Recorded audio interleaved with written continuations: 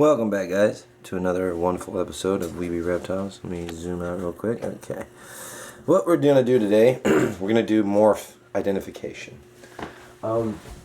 Luckily, I've been able to acquire basically almost every single morph in the bearded dragon world.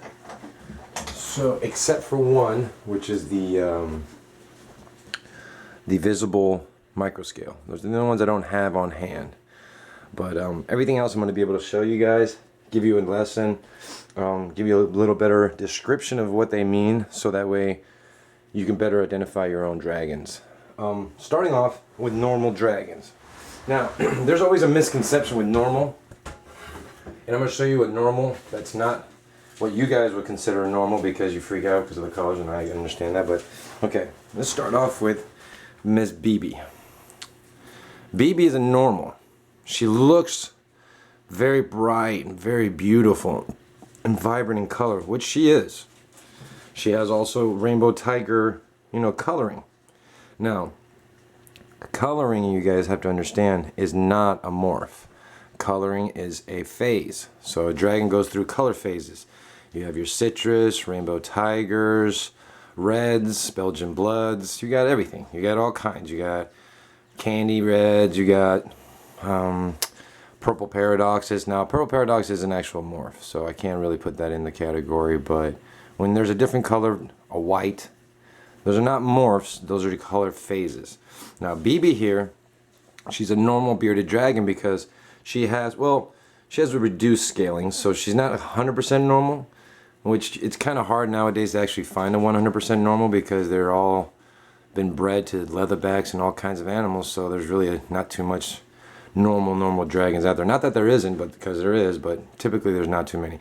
Now, the reason why she's also a normal is because she has no visible morphs. Now, when you guys wonder what's the morph of my dragon, well, you got to ask yourself, what morph do they visibly show? A normal dragon like her, she has no clear nails. She has solid black nails. She has like normal beardy eyes, where the eyes are not solid. Okay, and she doesn't have translucent scales, or she doesn't have the smooth back. She actually has scaling on her back and everything, so she's not a leatherback. She is your normal bearded dragon, rainbow tiger. So she's a normal, but she's got colorful, beautiful colors. But she's still a very normal dragon. Now, I'm not going to start on hets yet, but I'm going to come back to the hets. That's a different chapter or a different category we're talking about. Right now we're just talking about morphs, visible morphs and whatnot. So, again, this is your normal bearded dragon. WeBe would be your normal dragon. She's beautiful in color, but she has no visible morphs. Okay? Now, we're going to start with your next morph. I'm going to go with hypos. Now, see, with hypos, the reason I'm going to go by category as far as how they were first introduced to the beardy world. Let me see if I got my little citrus scale here. Okay. Now, here is your normal scale citrus. She's a citrus. She's a gorgeous citrus. Normal scale. Humongous WeBe belly, of course. And she is a hypo. Her only visible morph is that she is a hypo dragon. And what I mean by hypo, you'll be able to tell by her nails. All her nails on her feet are 100% clear. You see? So every foot has all 5 nails clear. They're clear like glass. Okay? So you understand. Hypomelanistic is a reduction of color and pigmentation in the dragon. And it also removes all pigmentation in their nails. So, when you have a hypo dragon, typically they'll be born very bright and brilliant in color and what everybody likes to see when they first see a baby. So, she's always been very bright. Oh, she got a little poopy there, I'm sorry. So, from birth, she's always been bright. But then you have the non-hypos, like you see in WeBe. She was very bright too, wasn't she? But she wasn't a hypo. And that's because WeBe had to develop her color as she grew. Okay? And this girl here, she was born nice and bright because that's what the hypo does. It immediately removes that dark coloration from the dragon's skin tone and pigmentation, so that immediately when they're born, they're nice and bright and beautiful. Okay, so again, hypo is the only morph here. Hypo would be all clear nails. Hypomelanistic, reduction of color. When you understand what hypomelanistic means, you would understand what is the effect of your dragon. When hypomelanistic is a reduction of color, it reduces and takes out the pigmentation from the skin and the nails.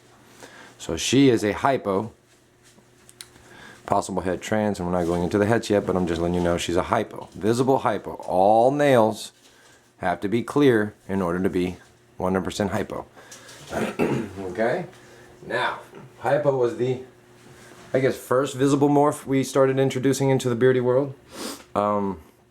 Then we started getting into leatherbacks, and I'm going to get you a leatherback right now. Very smooth one, actually. And this is how, okay, this is my guy. You guys all know him. My guy Casper. Now Casper is a high quality Italian leatherback. And I'm actually going to be able to, well, yeah, I can actually show you oh no, my American leatherback's actually sleeping, but I'll be able to describe it. This is Casper. He's always ready for the ladies. And Casper is a non-hypo because none of his nails are clear. They're all dark. And he's into leatherback, but he's also a translucent. We're not getting into translucent morph yet. We're talking about leatherbacks. Leatherbacks are very easily identified. Basically, if you're able to smoothly like grace your dragon and pet him and feel no bumps, I mean, you'll feel the grain of the scales, but you won't feel very thick bumps and very thick scales catching you. So that's a leatherback. And there's a few different types of leatherbacks. You have your Italian leatherback, high quality Italian leatherbacks. You'll see them because they have a very smooth and almost no scalations on their legs as well. Rear legs are very, very thin as well. So that's a high quality Italian leatherback. And then you also have your American style leatherbacks, which are a little more bumpy on their back. They're still leatherbacks, so you can see, but you see a very fine amount of grain. Not like WeBe just showed you, but much smoother. You'll see that there is a little bit of scalation, but it's not. You know, it's still a leatherback.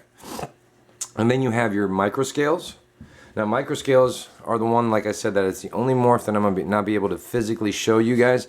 But basically a microscale can only be reproduced if you have two dragons that carry the recessive gene, the recessive leatherback gene.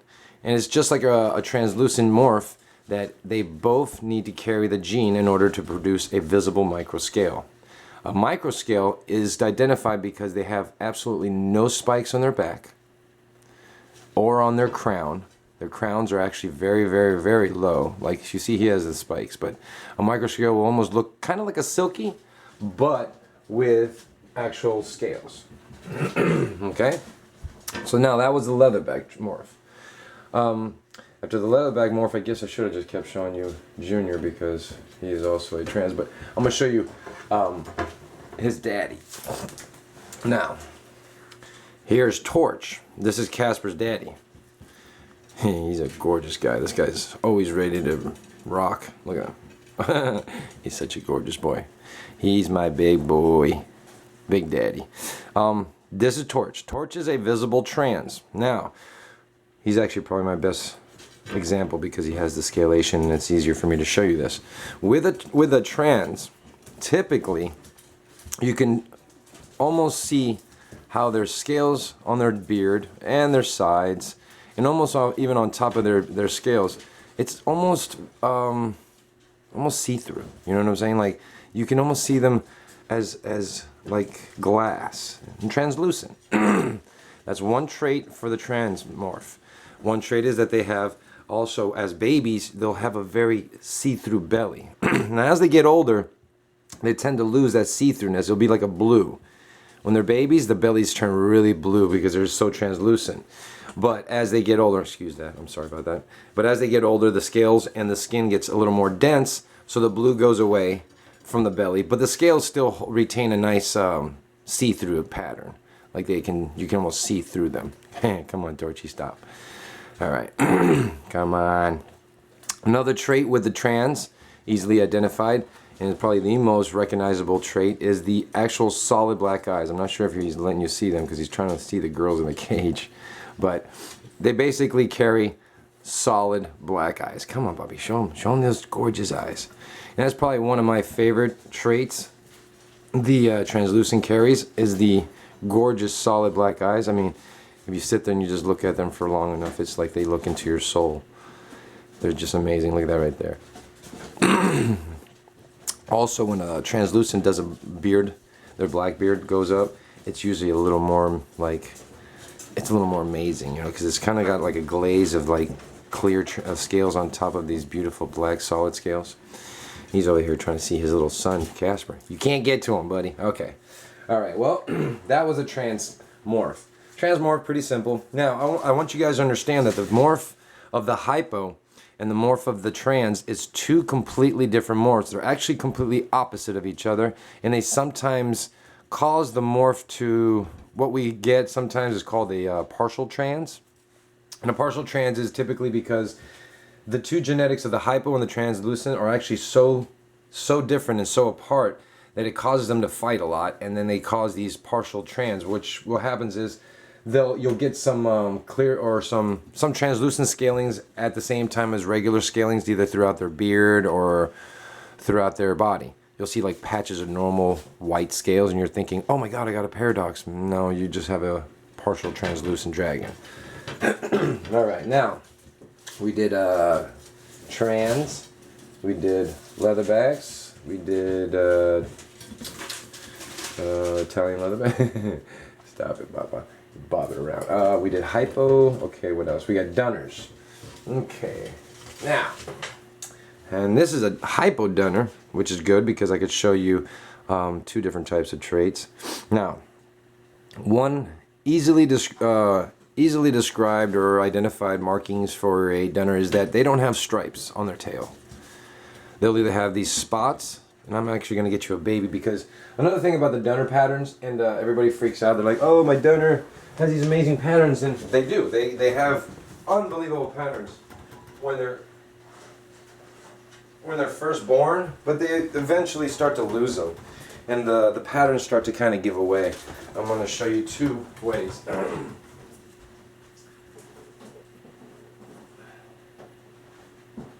This right here is probably your best example of a dunner.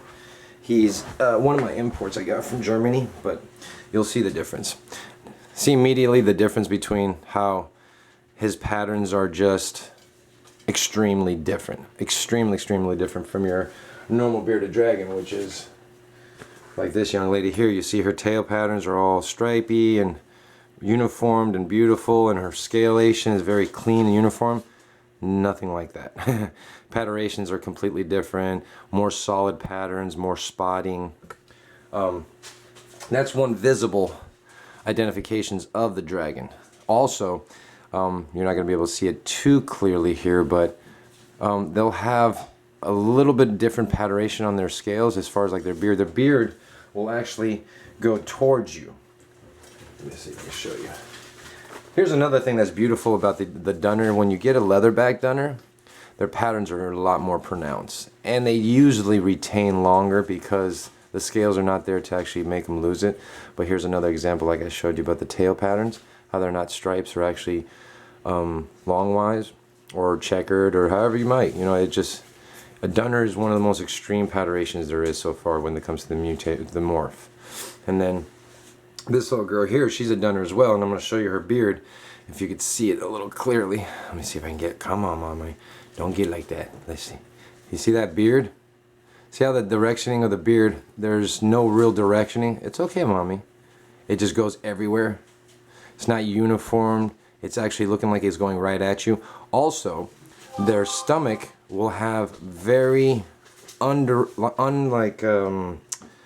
their patterns don't go in any direction uniform. They're always like swirls and patches. Also, a dunner will have a much thicker base on their tail. Their tail won't start to get smaller for a few inches like this and then get smaller. On normal bearded dragons, or your average bearded dragons, the base usually gets thinner immediately. Right from the base, it starts to get thinner. But with the dunner, it elongates, it goes out a little longer and then begins. Another trait that's also very familiar with the dunner is that their feet are much bigger. They have a little bit bigger sizing. I'll show you the difference. This young lady, she's not a dunner, but you could see the feet, and they're almost about the same size. She's got bigger feet. Maybe you can see with this one, but that's another trait. Also, sorry guys. Let's see. Yeah, I don't know if you could see the scaling. See how the scales don't go checkered like downwards in a uniform direction, like this girl here. You see how the arm scales here are all going straight down in a uniform direction, but these right here, they're all like everywhere, spiky. Like, do you see the morph? Do you see the mutation? Okay, that's your Dunner trait. That is your visible identification of your Dunner. Dunners will have the extreme paterations. They'll have the scalation that will go in a different direction. Their patterns on their belly will also be a little different. Actually, that's extremely different. I've never seen them have them like that, but that's probably because of the Dunner trait. And they'll also have these amazing, thicker, longer tails and feet. So they're all around a little beefier animal typically. Alright, now we got the Dunners out the way.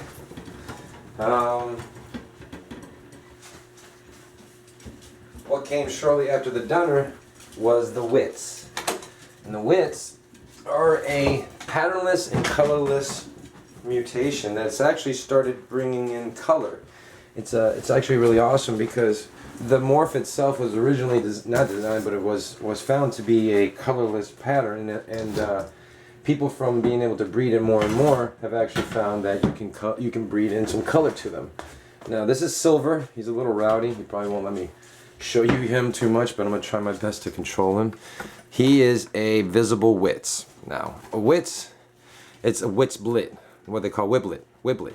Okay, come on Silver, calm down. He's just so rowdy, guys. I apologize. Maybe if I put him down. Nope, never mind. Yeah, maybe. Aha, okay. So maybe if I zoom in, and that way he'll just stay right there. So, with Witsblitz, what you're going to get is you're going to get no pattern and no coloration. So being that as it is, oh, come on, Bobby, don't go crazy.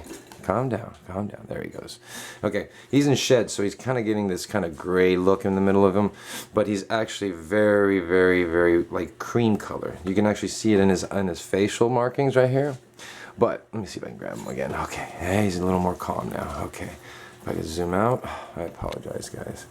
He's just very rowdy. He doesn't like being handled too much, but you got to handle him if you don't want him to get like this. And he's not aggressive. He just wants to run around, and got that humongous belly. Now, again, back to the description. Witsblitz are going to be patternless and colorless, but they can actually have some color to them. Like this guy has a little bit of cream to his face and stuff, but he has absolutely no pattern. This is a very, very beautiful, high quality Witsblitz. They already have them where they have, you know, leatherbacks, translucents, and all that. So you're gonna find these guys in all kinds of mutations besides just their automatic or their typical no scale, no color. People tell me all the time, they're like, well, what's the difference between a zero and a Witsblitz? We're gonna get to zeros next because that's the next one, and that is also a patternless, colorless dragon. But the difference between a Wits and a zero is that a Wits can have color and sometimes will have some type of color, but right here on their shoulder pads, they'll never have any color at all. It's always going to be plain, no color. You know how you guys have your dragons that have these, their shoulder pads have the little dark spots, you know, the little black dot right on their shoulder. Witsblitz will absolutely have no color there at all. Well, they'll have color from what they are, their actual color, but it won't be anything new. Look at that belly. Another thing about Witsblitz, and that's why I'm very proud of this guy here. I actually got him at a good size, but they're not very strong growers. You know, you don't usually get a very, very big and healthy grower from them. If you do get a Witsblitz, you know, I would suggest you get one from someone that's a reputable breeder, because there's a lot of these guys out, and sometimes you'll find some that are sterile if you're looking for breeding projects.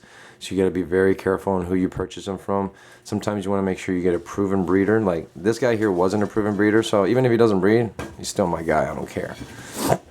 But this guy here will probably do something for me. He's just amazing. He's a good guy. This is silver. Let me see what else can I explain about the Witsblitz. Witsblitz were originally founded in South Africa. So they are an import morph that we are over here in the United States blessed to have and are able to work with, which is an awesome thing. One day I wish I could bring them over to Australia because my mates over there really need to start working with some of these amazing new morphs. Because you guys are like the motherland of dragons, and you can't have anything like this, and it's really sad. Back to the show. Sorry about that. Okay, that was silver, and he is a visible Wits. All right, now we're gonna go to zeros.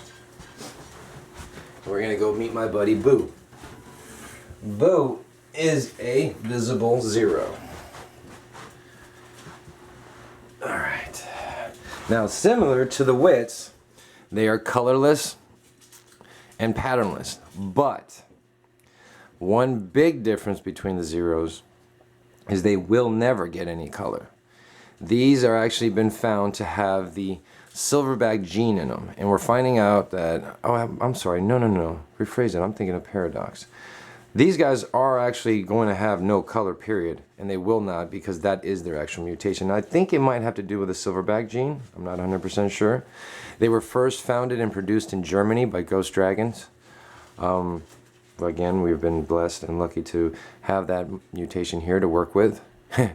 Now, like I told you guys with the Wits, these guys will have their little black shoulder pads, and that's one thing that distinguishes them from the Wits. The Wits won't have it. Remember I showed you they'll have the nice clear color, or not clear, but they'll blend to their body color.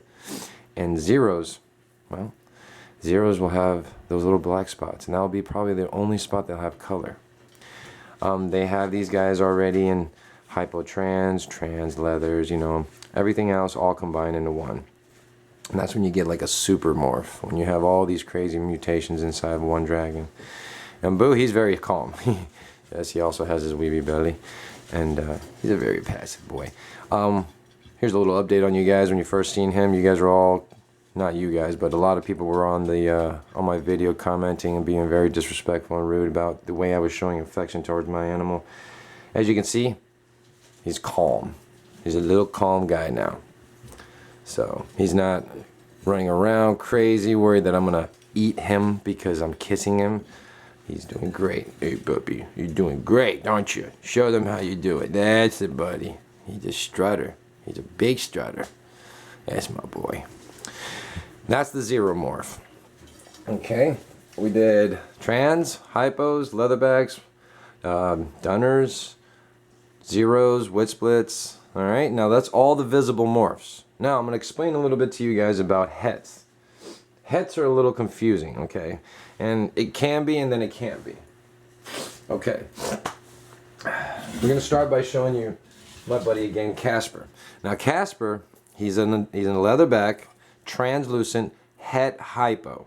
And when you hear the words het means that the animal is carrying a recessive gene inside of it that is able to produce more of those genetics if it is paired up with another animal that carries those exact same genetics. In other words, if you want another visible, or you want to produce hypos with Casper here, I would need to either pair him up to someone that is a visible hypo. In other words, they have the clear nails all the way around, and they are actually a visible hypo, or I have to pair him up to something that has a het hypo. And when it het hypo, that means it's carrying the genetics, but it's just not showing it visibly. Okay? And when you do that, you can produce more visible hypomelanistics, because you have more of the morph. Oh wait, actually, there's one more morph I haven't gotten to show you guys. Let me put Boo back because he's getting all curious. Curious little fella. Alright. Alright, get back in here, Bapple. Alright, and then we also have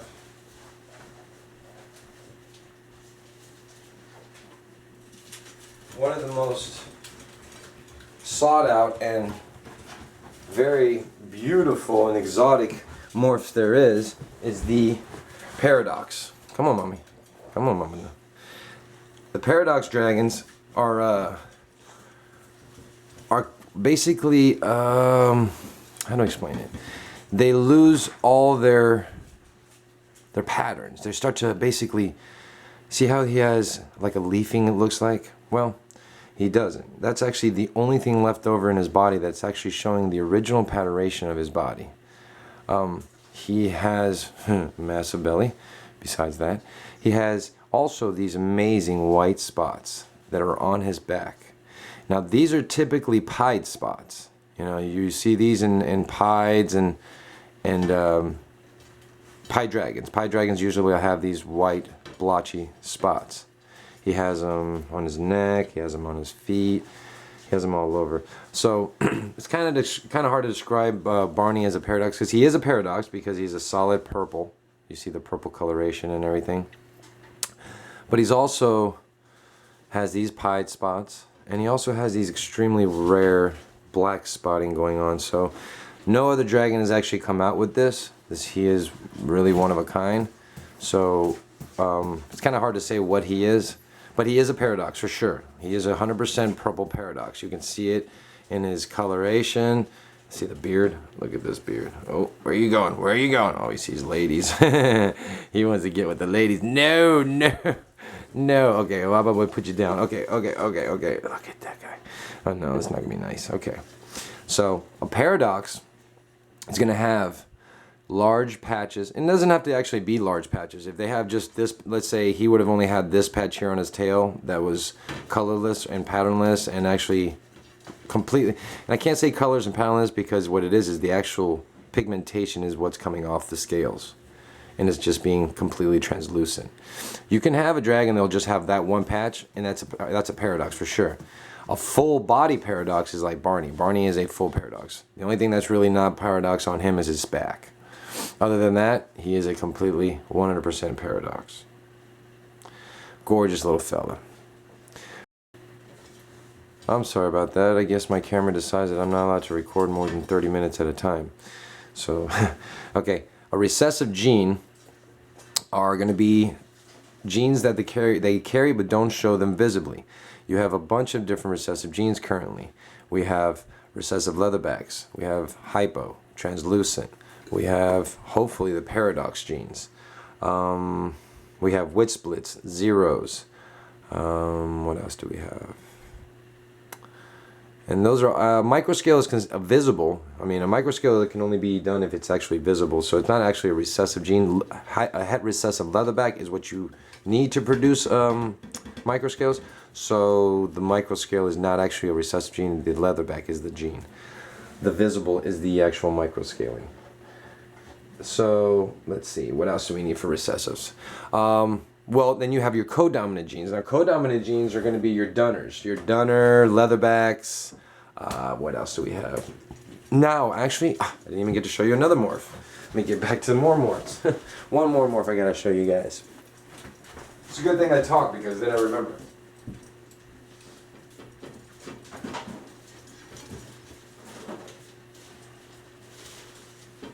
Now this is another fairly new morph. It's been around for a little bit, but it's been more popular lately since we've had them more often here in the States.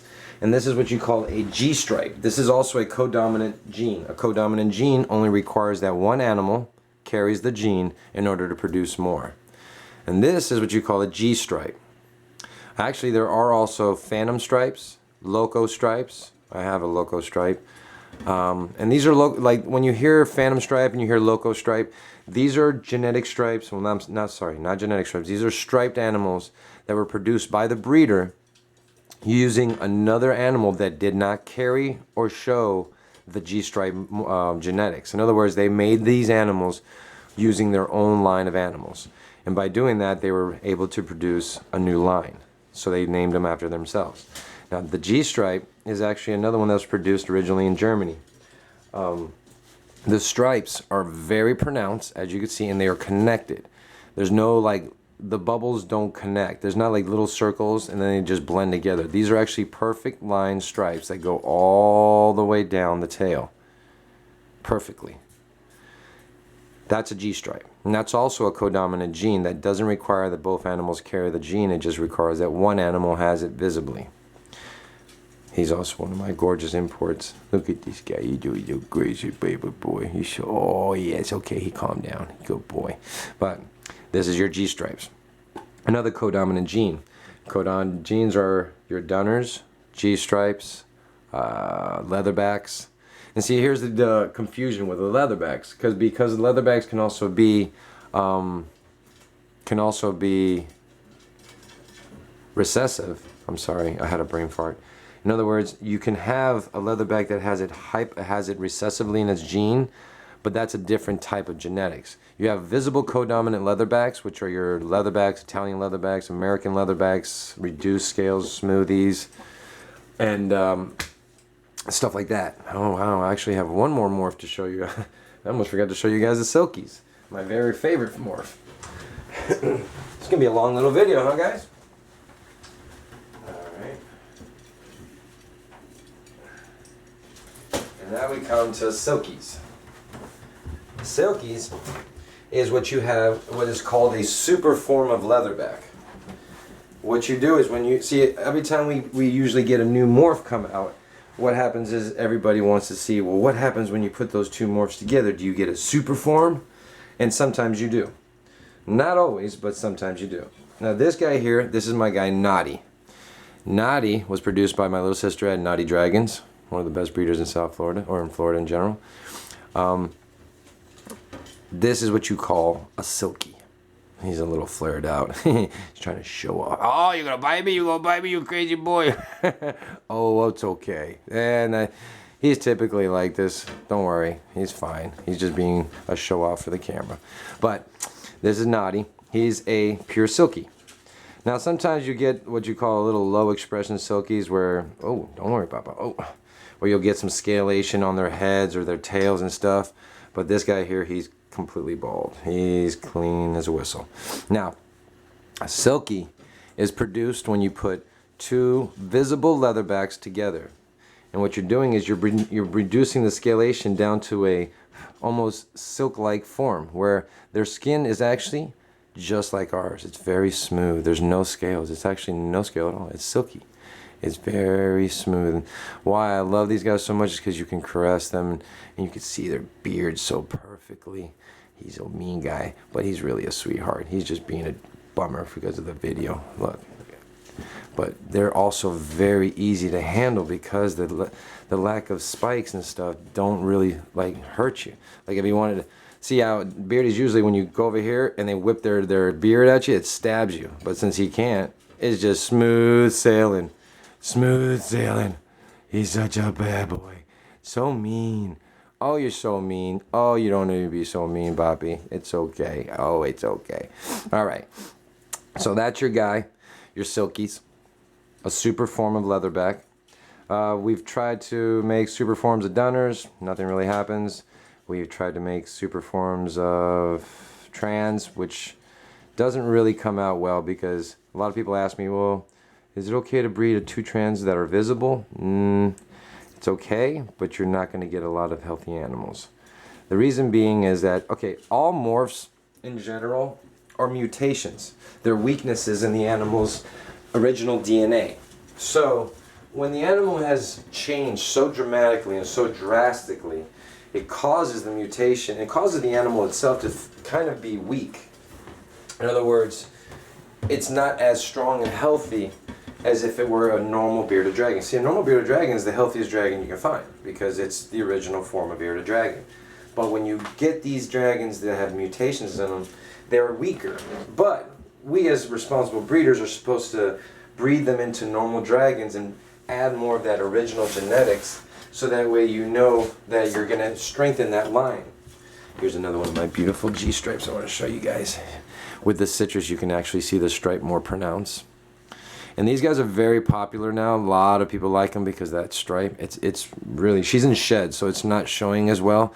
But once she's out of shed, you can see that stripe. It's so beautiful and pronounced. Sorry about that. But again, I lost track. With morphs, it's a weakness. So with Trans, when you try to pair two Trans together, you've already weakened that genetics of that poor little animal up so much that when you add 2 weak genetics, it's just like bringing 2 weak things, like using 2 weak compounds and expecting it to hold forever. It's not. Eventually, as they get older, it's going to break apart and it's going to cause weaknesses, and the animal's not going to thrive or survive well. So responsibly, try not to breed any type of hets as far as like or visible transes, because it's just not healthy for them. Let me give you a little intermission of what Mr. Boo's doing back here. What are you doing, buddy? You bobbing for people? He's over here trying to make babies with marshmallow. But what I'm just trying to get at is that you don't want to really put 2 weak genetics together, because it just causes more weaknesses in the line of that animal and that morph. We want to better the morph and strengthen the morph by adding more normal bearded dragons genetics to it. And when, again, like I said, normal. WeBe's a normal. She's got beautiful coloration, but she's a normal. She has no morphs, no visible morphs. Excuse me. She has no visible morphs, but she is a gorgeous, gorgeous animal. She will grow very strong and healthy because she has no mutated weaknesses. Just like my guy Nova over here. He's a monster. He's got only morph he has is a hypo, and hypomelanistic is now really a big break inside the body's DNA. I mean, we have it in people, you know, human beings like Michael Jackson. You know, that syndrome he had where his skin was turning whiter. That's similar to the hypomelanistic. Body's losing its pigmentation in its skin tone. But that's morphs. That's mutations. And here's another thing, like I try to explain to people when they ask me, well, you know, is my dragon, what morph is my dragon? He's red. Well, that's, and I mean, don't take this the wrong way, guys, but that's kind of racist. Because by saying, what kind of morph is my dragon because he's a different color, that's like asking me, what kind of morph is a black person to a white person? Well, why are they a morph? Well, because they're a different color. No, they're just a different colored person. You have a different colored dragon, you just have a different colored dragon. That's a normal. Now, if he has a hypo color or anything like that, then you have a morph. But your dragon's different colors doesn't give him a morph. Your color's different dragons just identifies him by the color. And the colors are citrus, citrus, red, coral, whites, purple. You know, that's just a color phase. That's just what color they are. Like, you know, that's, just understand. Doesn't mean your dragon's not special. He's got a beautiful color, and he's special to you and yourself and everybody around, because dragons are unique animals in general. They're exotic animals to our country. We are blessed to even have them around. So even if you have a dragon that doesn't have the most vibrant, crazy colors, you still own a bearded dragon. A bearded dragon is one of the most amazing animals, in my opinion, that we are able to have in our homes every day. To have that, you have to respect that, you know, and appreciate the fact that we have something that's so exotic and so rare. So I hope you guys understand a little more of your morphs, and if you have any concerns, try to reach me on Facebook. This is my how to identify your morphs. This is morphs A to Z. And that's it. Hope you guys enjoyed the video.